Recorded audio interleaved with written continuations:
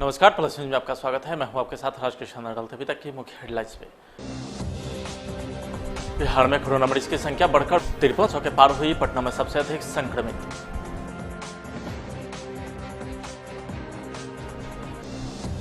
Corona को लेकर के WHO की चेतावनी, स्थिति बिगड़ रही है, सावधान रहें।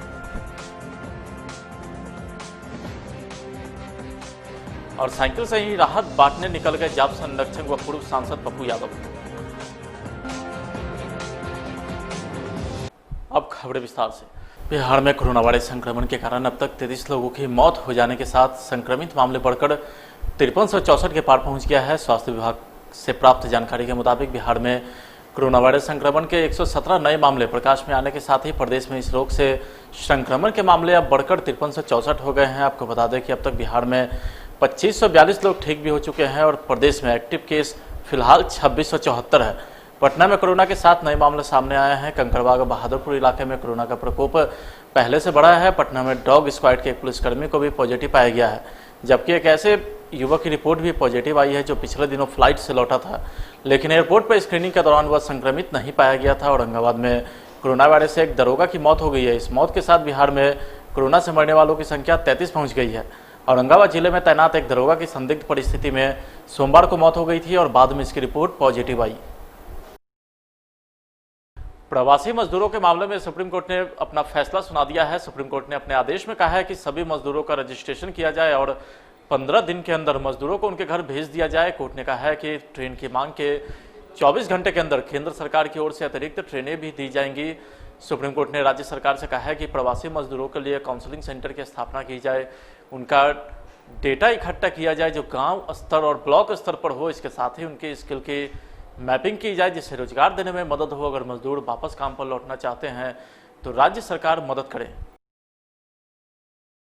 कोरोना वायरस के कमजोर पड़ने की खबरों के बीच विश्व स्वास्थ्य संगठन ने एक चेतावनी जारी की है। विश्व स्वास्थ्य संगठन के द्वारा जारी की गई चेतावनी के अनुसार दुनिया भर में कोरोना से स्थिति और बिगड़ रही है। सभी देशों को इससे सतर्क रहना चाहिए। जो देश स्थिति में सुधार का दावा कर रहे हैं उन्हें चेतावनी देते हुए WHO प्रमुख ने कहा है कि आत्मसंतोष सबसे बड़ा खतरा है और दुनिया के अधिकांश लोग अभी भी जोखिम में हैं। उन्होंने आगे कहा है कि महामारी को 6 महीने से अधिक हो चुके हैं और अब जो स्थिति है उसे देखते हुए किसी भी देश के लिए यह समय पैडल से पैर हटाने का नहीं है। कोरोना वायरस ने बिहार के सियासत में भी अपना पैठ बना चुका है। मंत्री नीरज कुमार ने राजद सुप्रीमो लालू प्रसाद यादव पर हमला करते हुए कहा है कि लालू प्रसाद भ्रष्टाचारी रूपी कोरोना वायरस है। भ्रष्टाचार रूपी कोरोना वायरस का संक्रमण न फैले, इसकी वजह से कानून रूपी डॉक्टर ने इन्हें पकड़कर कोटवार में बंद कर दिया है। जी हां, बिहार में कोरोना का राजनीतिक इस्तेमाल भी शुरू हो गया है। खासकर IPRT मंत्री नीरज कुमार जो इस समय साहित्य के अंदाज में और कविता कहकर राजद को लगातार घेरने की कोशिश में लगे हैं। उन्होंने उसी दिन पहले यह कहा था कि कुछ लोगों को यहाँ राजनीतिक कोरोना हो गया है। जाप संरक्षक व पूर्व सांसद पप्पू यादव कोरोना काल में लगातार गरीबों मजदूरों की मदद कर रहे हैं। पटना में सुबह सवेरे पप्पू यादव साइकिल चलाकर राहत बांटने पहुंच गए। पटना के मीठापुर बस स्टैंड पहुंचे पप्पू यादव ने वहां से यात्रा करने वाले गरीबों के बीच फूड पैकेट्स और पानी की बोतल बांटी है। आपको बता दें कि पप्पू यादव लगातार पिछले कई दिनों से यह मदद का सिलसिला चला रहे हैं। वे लगातार जरूरतमंदों की सहायता करते दिखाई देते हैं। यदि कोई उनसे मदद की गुहार लगाता है तो कहीं भी उसकी मदद करने पहुंच जाते हैं। सुबह लगभग 2 किलोमीटर तक पप्पू यादव साइकिल चलाते हुए मीठापुर पहुंचे। हालांकि उनके साथ कार्यकर्ता की टीम भी थी जो गाड़ी पर बैठकर बस अड्डा पहुंची।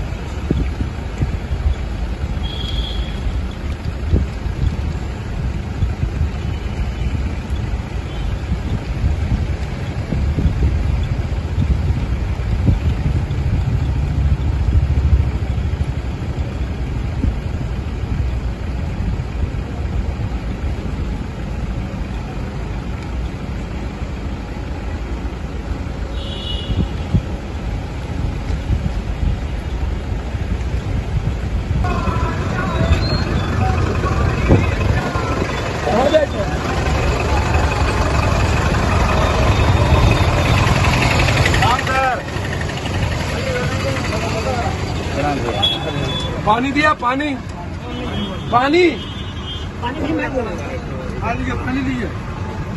खाना बना तो खाना खाना तो फिर हमने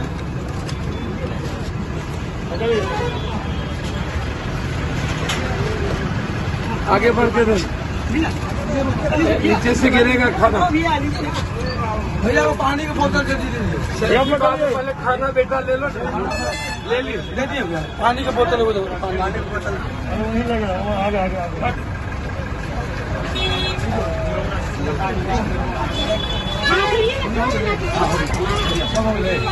चलो हो गया।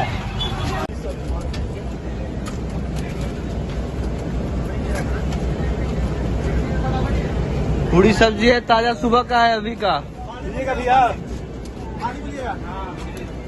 फ्री में है, फ्री में।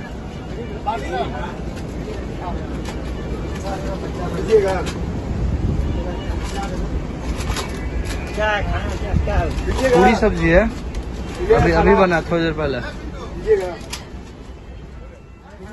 बिहार में मानसून आने की संभावित तारीख 13 जून के बाद 15 या 16 जून तक बताई जा रही है, लेकिन मौसम विभाग के अनुसार मानसून बंगाल की खाड़ी से कुछ आगे बढ़ गया है। मौसम की जानकारी की माने कि अगर मानसून के आगे बढ़ने की यही स्थिति रही तो जल्दी बिहार में प्रवेश कर जाएगा और संभवतः यह अनुमानित तारीख से 2 या 3 दिन पहले भी हो सकता है। यानी बिहार में 10 जून के बाद मानसून के आने के आसार बनते दिख रहे हैं। हालांकि IMD पटना ने इसकी पुष्टि नहीं की है। मौसम विभाग के अनुसार अगले 2 दिनों तक मौसम में कुछ खास बदलाव होने की संभावना नहीं दिख रही है, लेकिन बिहार में 10 जून से मौसम का मिजाज बदलेगा और तेज हवा के साथ कई जिलों में बारिश भी होगी। इसका प्रभाव बिहार पर 11 से 13 के बीच पड़ेगा और यहाँ बरसात की शुरुआत 20 जून के बाद होगी।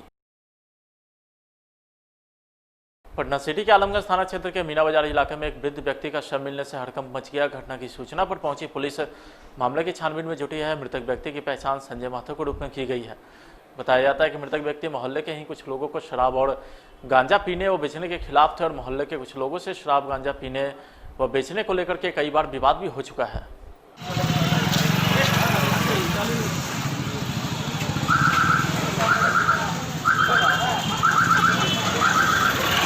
क्या बोल रहे हैं आप? बोलिए ना। बात समझेगी तब तो यहाँ तो केस करना है, उसको जेल भेजना है। आप तो केस कीजिए, केस कीजिए। केस ना होगा तब ना कि नहीं भाई पुलिस वाला केस नहीं किया है कि चाय की दुकान है यहाँ, तो चाय की दुकान पर मेरा बहन को चाय बेचता था। कोई गांजो पिए वाला आके बैठता है, दारू पीने वाला भी आके बैठता है और भाई सिर्फ खैनी खाते हैं। पूरा गांव जानता है कि दारू नहीं पीता है, यही दारू के खिलाफ ही रहते थे कि यहाँ ना पी, आगे बढ़ के पी। यही बोले के कारण इसको आज मार दबल किया। कौन लोग हैं? काजू गोफ है, भोवन गोफ है, एक उसका भाई काजू का काना नाम, उसको नाम कुछ और है, लेकिन सब यहाँ गांव में कनमा कनमा कहता है। काना यादव है, सब मिल के उसको जोड़े एक दूगो है, हम तो नहीं जानते हैं, लेकिन सब मिल के उसको बदल घाट में मारा है। ये छिपसी ला के यहाँ फेंक दबल किया, छिपसी ला के फेंक दिया क्या कि लवारिस लाश घोषित कर देंगे। ये दरोगा जी बोले अभी लवारिस है, किसको बारिश है, जो दर्पो के बताए। रोहतास जिले के करगहर स्थित जलालपुर गांव में जब प्रदेश से लौटे प्रवासियों को सरकारी स्तर पर जब क्वारंटाइन की व्यवस्था नहीं हुई तो सभी ग्रामीणों ने मिलकर बाहर से लौटे 56 लोगों को गांव के ही एक स्कूल में अपने स्तर से क्वारंटाइन कर दिया और उनके खाने पीने से लेकर सभी व्यवस्था ग्रामीण खुद से कर दी है। इस सेंटर से भी सभी लोगों को छुट्टी दे दी गई तथा सभी अपने अपने घर चले गए हैं। ग्रामीणों के द्वारा बनाए गए इस क्वारंटाइन सेंटर पर विदाई समारोह का भी आयोजन किया गया।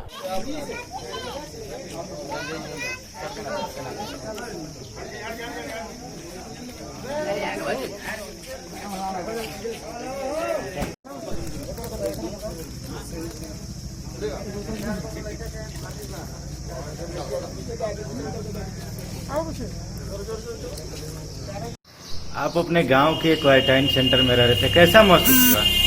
सर बहुत अच्छा महसूस हुआ। सरकार के मतलब जो मदद था उसके नहीं मिलने के बावजूद भी हमारे गांव के कल्याण समिति द्वारा इन 14 दिनों में हर सुख सुविधा खाने पीने की चीज़ें दी गई, कोई दिक्कत नहीं हुआ। गांव के लोग भी मदद किए। गांव के अनिल सिंह और जोगिंदर सिंह 15 दिन हम लोग के लिए चाय बिस्कुट हर सुबह दिया करते थे। अच्छा, आप लोग मजदूर हैं, अब आप लोग यहाँ से फिर वापस कमाने के लिए जाएंगे या यहीं पर रोजगार करेंगे? देखिए सर, अब तो हम लोग आए हैं वहाँ से बेकार होकर यहाँ अपने मुखिया BDO पदाधिकारियों से निवेदन करेंगे कि हम लोग को अपने काम के अनुसार यहीं पर किसी तरह एडजस्ट किया जाए ताकि हम लोग पहले जैसा भटके नहीं, कोई दिक्कत ना हो। कहाँ पे आप रहते थे? जी सर, हम लोग गुजरात में काम करते थे, सूरत जिला में। क्या नाम हुआ आपका? सत्य प्रकाश सिंह नाम है सर मेरा। जनता दल यूनाइटेड के वर्चुअल सम्मेलन का आज तीसरा दिन है। विधानसभा चुनाव की तैयारी को लेकर के मुख्यमंत्री नीतीश कुमार जदयू नेताओं के साथ वर्चुअल सम्मेलन किए। मुजफ्फरपुर में मुख्यमंत्री नीतीश कुमार ने जदयू जिलाध्यक्ष सहित जिले के तमाम जदयू कार्यकर्ता से वर्चुअल संवाद के जरिए बात की और जिला सहित महानगर की स्थिति का जायजा भी लिया।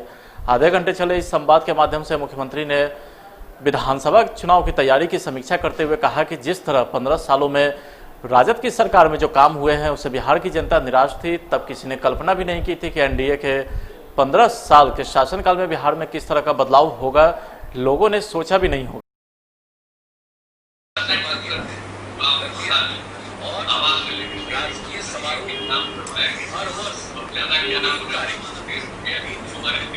उनको सुनिए ना।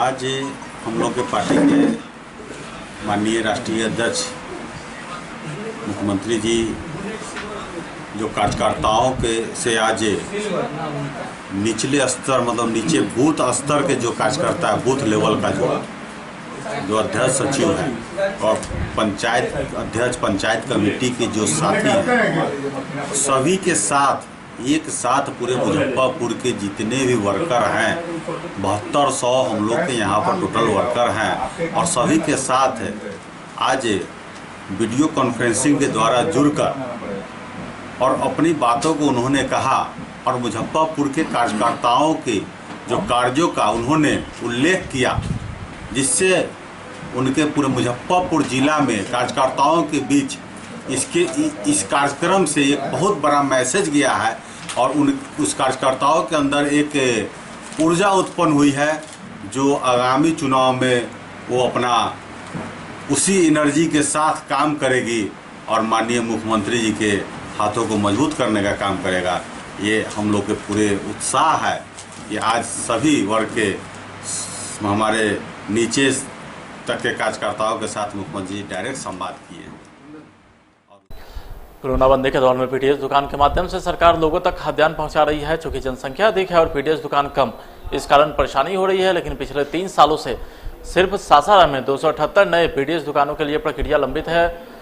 कोरोना काल में इन लंबित पीडीएस दुकानों को नियुक्ति दे दिया जाता तो लोगों को समस्या का कम सामना करना पड़ता। लंबित पीडीएस दुकान को नियुक्ति निर्गत करने की मांग को लेकर के पीडीएस दुकान के अभ्यर्थियों ने सासाराम के अनुमंडल अधिकारी राजकुमार गुप्ता से भेंट की तथा जल्द से जल्द दुकान हेतु लाइसेंस निर्गत करने की मांग की।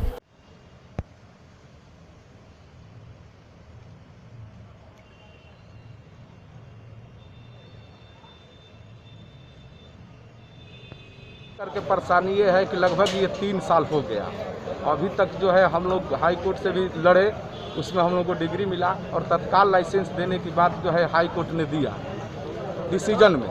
तो जब हाई कोर्ट ने डिसीजन में दिया कि तत्काल जो है इन लोगों को लाइसेंस दिया जाए, उसके बाद सरकार ने ये जो हमारे जिला के कार्यक्रम जो है शुरू हुआ, यहाँ तक कि 2 प्रखंड का काउंसलिंग भी हुआ और अगला प्रखंड का भी काउंसलिंग होना था, तब तक लॉकडाउन लग गया। जब लॉकडाउन लग गया तो ऐसी स्थिति में मान लिया जाए हम लोग भी सम्मान किए लॉकडाउन का। अभी आवेदन दिए और अभी आवेदन दिए तो हम उसी का डिमांड किए कि सर हम लोगों का कार्यक्रम समस्या पर विचार किया जाए और तत्काल जो है बेरोजगारी सभी लोग लड़के बेरोजगार घूम रहे हैं और सरकार का भी एक सोच है कि बेरोजगारों को रोजगार दें। तो ऐसी स्थिति में हमारे बेरोजगार भाई हैं, बहन हैं, उन सभी को रोजगार देने की बात है। सरकार भी सोच रहे तो हम लोग को एक रोजगार दे और वैसी स्थिति में न्यू पीडीएस जितने भी चाहिए अनुमंडल में 278 है। सब लोग अपने संघ के जरिए आवेदन दिया। हाँ, सभी लोग संघ के जरिए दिए। क्या नाम पड़ेगा आपका? मेरा नाम राम नगीना सिंह पड़ेगा। भारतीय डाक विभाग कोरोना बंदी में भी लोगों को आर्थिक प्रबंधन के गुर सिखा रहे हैं। इसी के तहत डाक विभाग 3 दिवसीय सुकन्या समृद्धि योजना का मेगा अकाउंट ओपनिंग कार्यक्रम भी चला रही है, जो 11 जून तक चलेगी। इसे लेकर के रोहतास जिला के 400 डाकघरों में एक साथ कार्यक्रम चलाया जा रहा है, जिसमें 352 डाकघर की शाखा, 47 उप डाकघर तथा एक प्रधान डाकघर में इसके खाते खोले जाएंगे।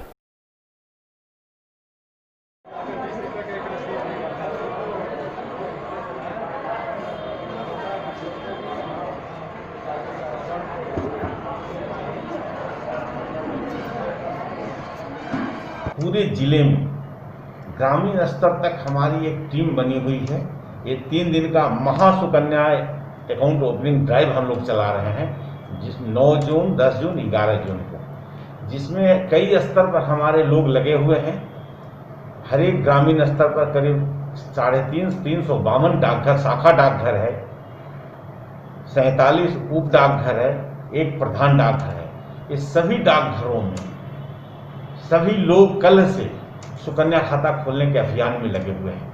इसमें हमारे ग्रामीण स्तर के लोग अपने लोकल साधन से, रिक्शा, टेम्पू से पूरे इलाके में प्रचार प्रसार कर रहे हैं। लोकल जन सेवक जो हमारे पंचायत सचिव हैं, पंचायत मुखिया हैं या वार्ड पार्षद वगैरह हैं, उनकी मदद से कई गांवों में हम लोग इसका मेला का भी ऑर्गेनाइज किए हैं, जिसके माध्यम से लोगों में प्रचार प्रसार हो सके। आंगनवाड़ी वगैरह की हम लोग मदद ले रहे हैं।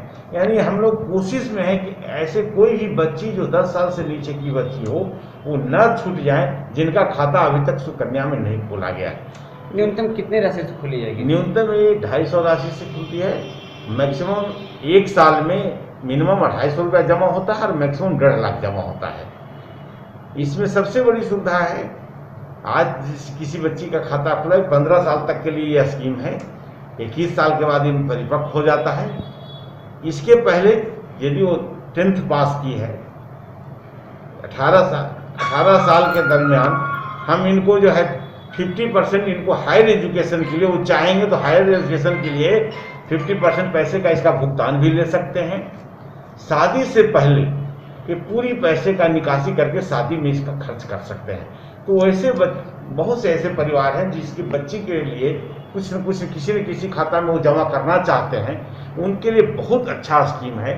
सबसे ज़्यादा जितने भी तरह का स्कीम हमारे विभाग में है, सबसे ज़्यादा इंटरेस्ट अभी इसमें दिया जा रहा है। और यदि इसका हम लोग कैलकुलेशन बनाए थे कि यदि 1000 रुपया पर मंथ यदि कोई जमा करता है और 15 साल के लिए जमा करता है, तो 21 साल के बाद उनको 1,80,000 रुपया वो जमा करते हैं और सूद के साथ उनको 5,10,000 रुपया हम लोग भुगतान देते हैं। तो ये बहुत अच्छी स्कीम है। अभी जो इंडिया पोस्ट पेमेंट बैंक में IPP में जो खाता खुलाए हुए हैं, वो घर बैठे चाहेंगे तो सुकन्या में ऑनलाइन पैसा जमा ट्रांसफर कर सकते हैं। फिलहाल आज की खबर में इतना ही। आप देखते रहिए प्लस न्यूज। नमस्कार।